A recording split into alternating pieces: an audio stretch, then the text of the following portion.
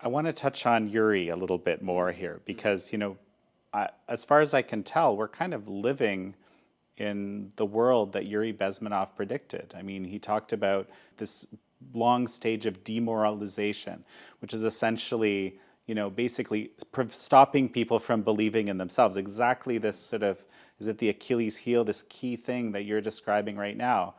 And then there's this sort of time period where you're kind of, I guess all this is being normalized. I can't remember the second stage, but and then there's crisis, or the final stage is normalization, but there's also the stage of crisis.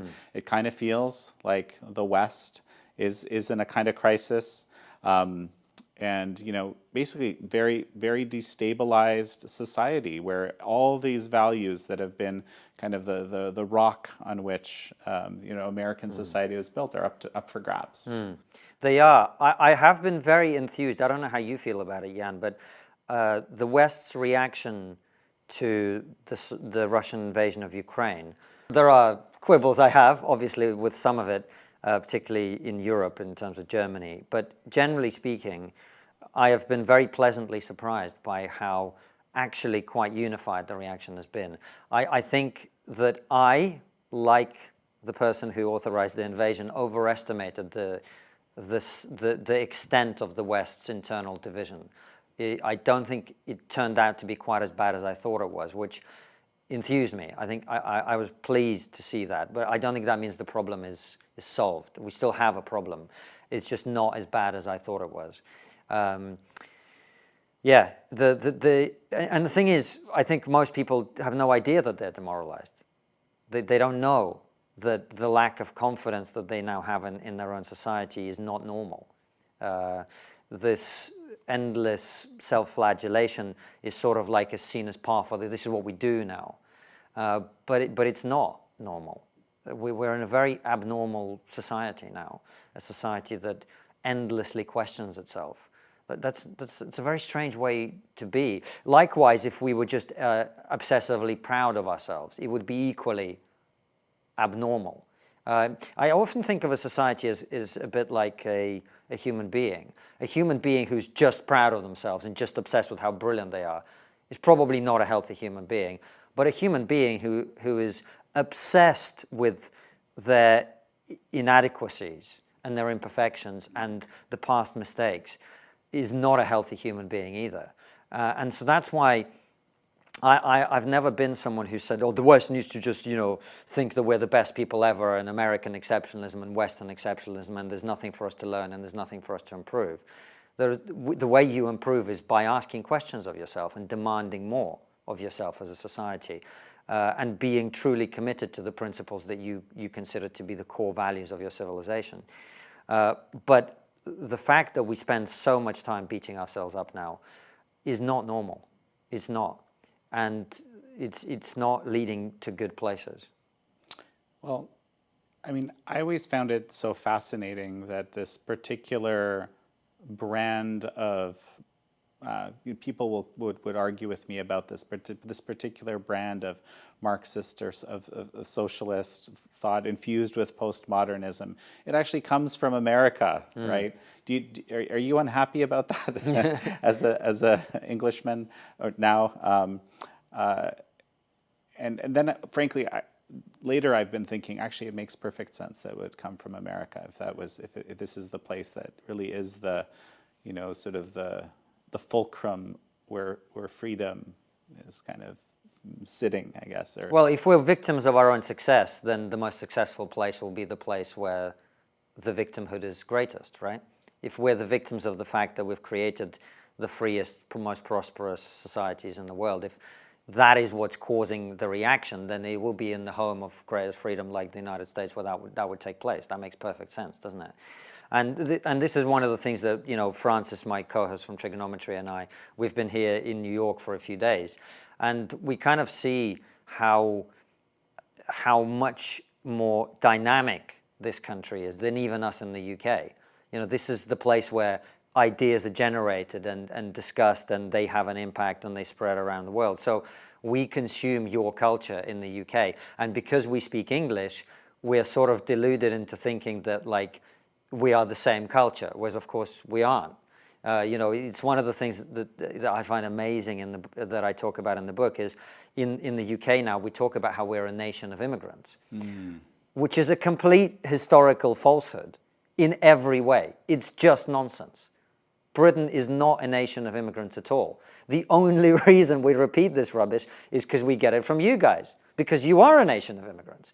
And people would just take this part of the culture, import it into the UK, and just repeat it endlessly without realizing that, different places have different histories. It's not that complicated. But it's a testament to the power of American culture in the Anglosphere particularly, that we adopt all your ideas wholesale. So this is why I always sort of encourage my American friends is please look after your culture, because we're the ones that are eating all the crap that gets produced, as well as you.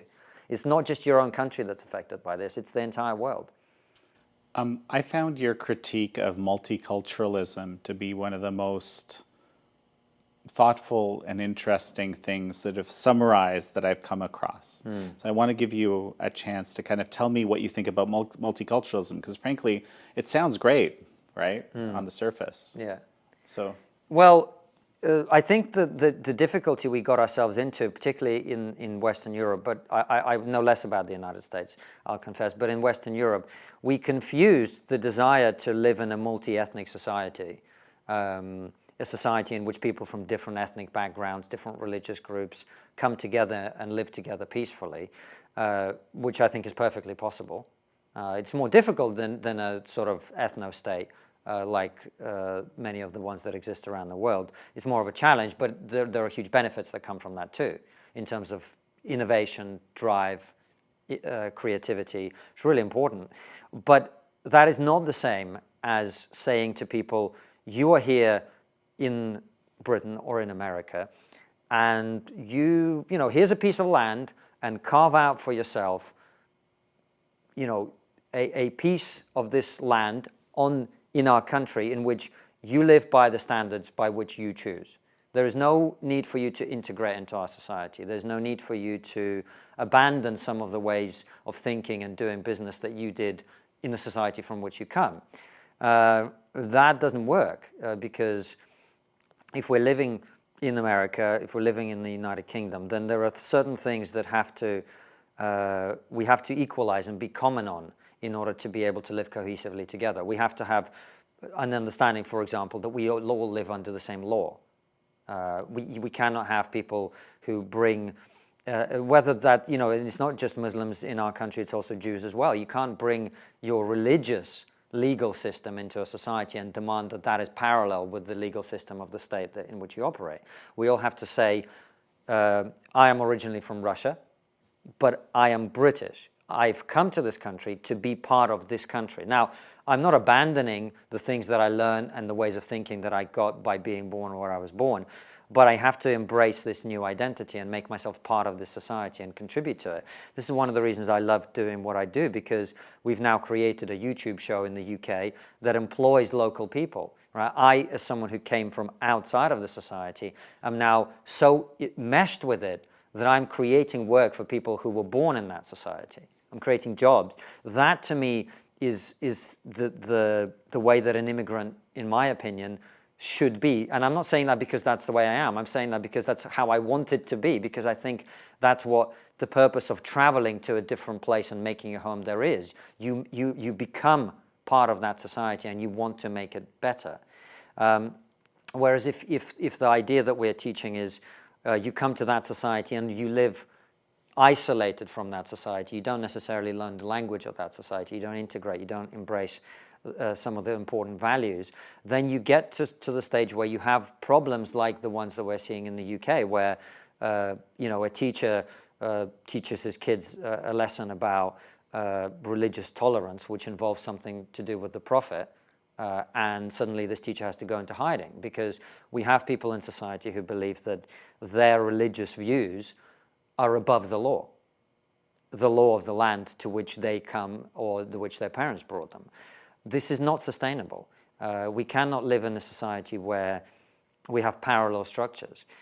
So multi-ethnic society, very, very important, very desirable, I think hugely beneficial. multicultural society is a recipe for disaster. Well, so there's in the past in the U.S. there were very, very clear call it assimilationist policies, right? You would come and you would there's a whole series of steps you would take to become an American, to become part of the culture. But somewhere along the way, over the last 20, 30 years, that became racist or any other. There's probably a whole bunch of other ists. Certainly, colonialist would be a term that was used. So this is what you're describing as the cost of here of a nation of immigrants, where that sort of encourage everyone to join the shared culture is a problem. Why? Because the implicit assumption is that culture is better, right? And that is sort of an anathema, isn't it? Well, I think Thomas Sowell is the best on this. When he talks about multiculturalism being the idea that you can praise any culture except Western culture and criticize only Western culture and no other. I, by the way, I do say, and the opening chapter is called Trust Me, West is Best. But I'm not actually making a claim that Western society is best in some necessarily universal way. I just think it's best for people like me and for people like us, whose values include things like freedom, the opportunity to speak their mind. There are plenty of people in the world who I suppose are less bothered by that and are more concerned about other things. They want perhaps more social cohesion than I'm obsessed about. They want society to act as one. There are more communitarian societies further east that do that. And if that's what people there want, then that's up to them. I'm just saying, I think those of us who think freedom is important, those of us who think the opportunity to speak your mind is important, those of us who think the pursuit of scientific rationality is important, that the hard sciences are important, that they're not Western colonialist patriarchal concepts, that are just the truth of how we improve society.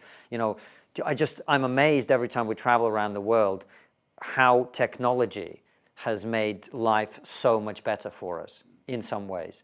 And that comes from the idea that actually it's quite important to work out what's true and what's not true. It's not just opinions. There's physics and chemistry and biology. And by the way, psychology too. These are things that have predictive power. They're not just things that we can deconstruct endlessly with no consequence. So if we want to continue in these technologically advanced, scientifically expanding, progressing societies, the freedom is the thing that makes it all happen. And if you don't want that, there's lots of societies you can go and live in. Just don't bring that crap over here. Well, freedom and the acceptance that there is objective reality that we can all agree around, and that it exists outside of perception and, frankly, power dynamics. Yeah. Right? Absolutely. And to me, that is what the Western project is. That is why the West is successful. Because technologically it's way ahead of everybody else, and that's because people are free to experiment. They're not taking diktat from an mid-level aparatcic as they were in the Soviet Union or they are now in communist China. You are free to make something and see if it works. And if people like it and if it's of value to other people, you will be rewarded. Not because you've managed to persuade some kind of Mandarin that what you're doing is the right thing. It's because that's what the people around you benefit from. You measure your contribution by the success you're having in society. Now, of course, that's an idealistic view. Not everyone who's successful in Western society is contributing. Some people are parasitic too, and some organizations are parasitic. But the model is that if you create something that makes other people's lives better, you will be rewarded. And that is all based on the idea of freedom. Well, and this is also the reason why so many people are clamoring to get here, because they know that that's actually possible. Right. Right. And it's certainly not possible everywhere, not by a long shot. Right. I mean, look at me. My parents were dirt poor when I was born. Dirt poor. They then had a period when they were wealthy for a short period of time, sent me to boarding school in the UK. And in the meantime, my dad was falsely accused of various things in the Russian government, had to flee the country under false identity, lost all of his money. So I went to university as this rich kid. And by the time I was in year 2, I was sleeping in the local park because I didn't have a roof over my head, right? And that was 20 years ago, Jan, just 20. And here I am, sitting here in New York, just next to Madison Square Garden, we're having this conversation. Where does this happen? Which other part in the world does it happen that you've got no family, no connections, no one to pull strings for you? Where does it happen that you can just pursue a dream and make something of yourself, and you have those opportunities? Are you telling me that's happening in Russia now? No, it's not. Is it happening in communist China? No. Where are these societies that allow you to do this? It's only in a society like this one that allows you to achieve your potential. If you really want to, you can. Doesn't matter where you come from, doesn't matter what your skin color is, right? That's why people come here. That's why people are dying in the Mediterranean, scraping and scrimping to get to the West. That's why people are crossing the southern border in this country. That's what they want. And by the way, look at all these racial activists in this country and in the UK. You know, they talk about how America and Britain or whatever is the most racist country in the world. Notice how they never leave. They don't go to these whatever better places exist out there. They never leave. Why is that? Why is that? And you know, arguably, many of them are quite entrepreneurial, I would say. Right. They've got, you know, the opportunity to do what they want to do here, which is the grift that they do. Right? They've got that chance here because it's a society that rewards you if you pursue things. And for the record, what is the grift? The grift, I think, is capitalizing on Western white guilt. That's what it is. We're very successful.